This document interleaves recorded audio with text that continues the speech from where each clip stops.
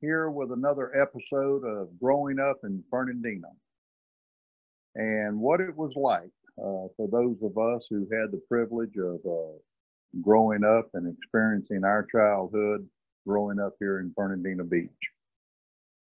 For those of us who grew up here, you know, Fernandina is not like any other community or city. It had its history and its mysteries and things that are still to this day unsolved.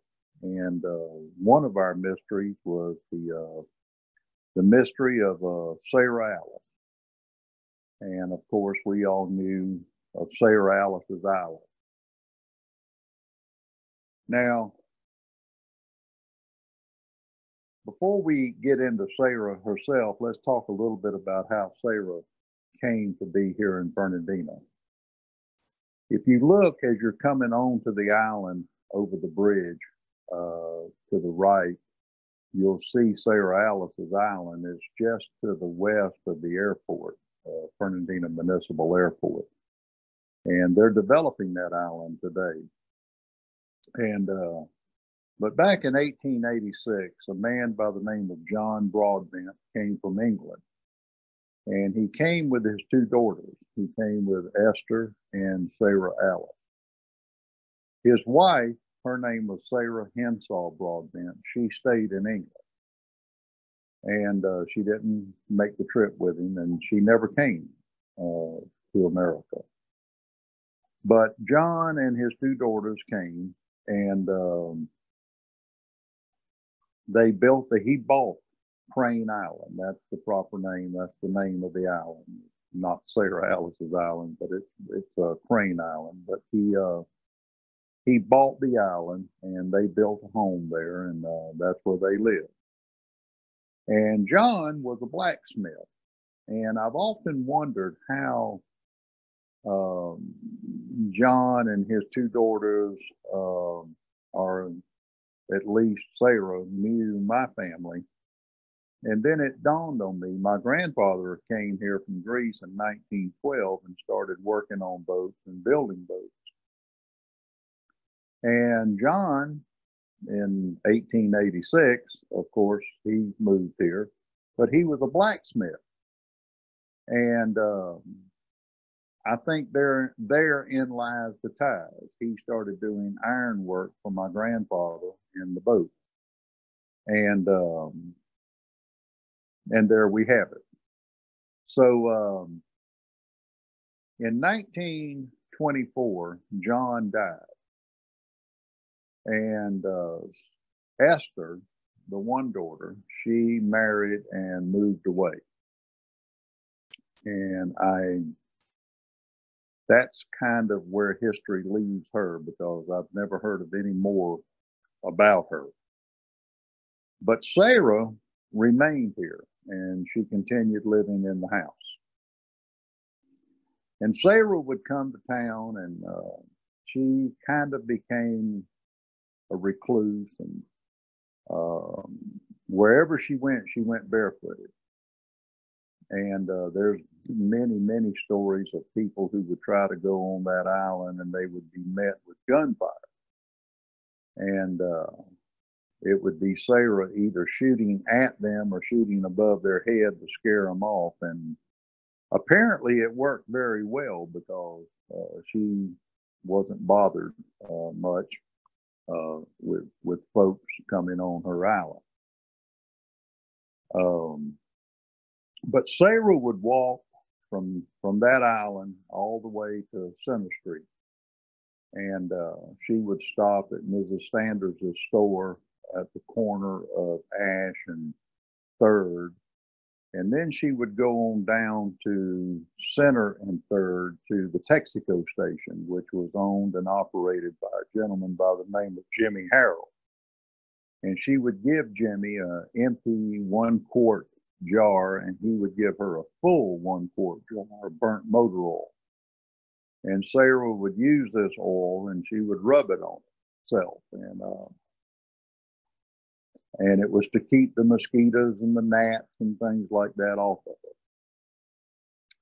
And a lot of us kids would see Sara, and Now, as I said, Sara would stop if I was playing outside in front of our house on 5th Street. Sara would stop, and a couple of times she gave me a few things like a spoon to dig with or something like that. And but my grandmother and my mother would come outside and they would talk in the street and visit. Now, Sara would never go in the house, now, even though she was invited, but never go in the house.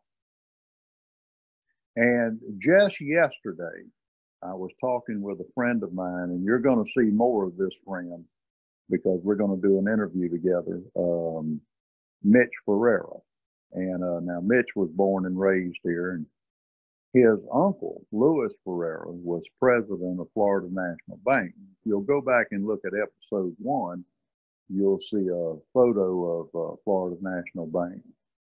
And Mitch was telling me yesterday that his uncle Louis was telling the family that every month he received money from England for Sara. It wasn't much, a few dollars, but so apparently Sara had a small bank account at the bank too, for I guess staples and food items and things like that. It's funny how you pick up on new things in history, local history. I mean, I had no idea about that until just yesterday. But we're going to be interviewing Mitch in the weeks coming, and I'm sure we're going to pick up a lot of history, not only about Sara, but about other things. But Mitch said that she would also stop at his house, and they had a front porch, whereas we didn't have a front porch. But she would come up on the front porch and talk with his mother and dad, but never go in the house, just would not go in the house. On November the 7th in 1952, Sara's house burned to the ground. And of course, everybody was concerned about Sara. And the more I think about it, it wasn't the day after, it was the second day after the fire. Some folks had gone to the island the day after, and Sara couldn't be found. So the day after the fire, 2 days after the fire, I went with my mother, my grandmother, my uncle, John Piliakos, and Dr. Bailey Dickens. And we went to the island to try to find Sara. And of course, everybody had, pretty much come to the decision that Sara was dead and had burned up in the fire. But I remember my uncle and Dr. Dickens with long sticks probing in the well, looking for the body. And even 2 days after the fire, foul play in their minds was prevalent. And foul play in my mind, even to this day, is prevalent. A lot of people, her body still to this day hasn't been found. And a lot of people, they speculate and they wonder what happened to Sara. And I have my own thoughts. I think Sara was robbed. And a lot of people thought Sara had money. A lot of people thought she was sitting on a lot of money out there. And I think Sara was robbed. And when they found out she really didn't have what they thought she had, they simply killed her. And when they killed her, they had to get rid of the body. And probably one of the things they could have done was just simply throw her body into the intercoastal waterway or something like that. Or maybe not. Now they're developing the island today. They've dedicated a park. The name of the park is Sara Alice Park. And they really, it's a beautiful, beautiful island. And I really think it's going to, it's going to really be a nice development. And will they discover her body? Who knows? In a way, I hope they do. and I hope that they will give her a proper funeral and burial. And I would hope that they would bury her on the island, you know, with a proper monument. But you know, that's our. There's only a couple of photos available that I know of Sara Alice.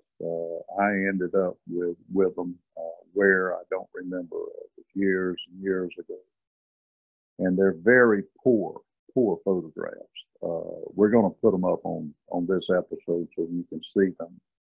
And then there's another one. It's just a sketch someone did of what they thought, you know, she looked like.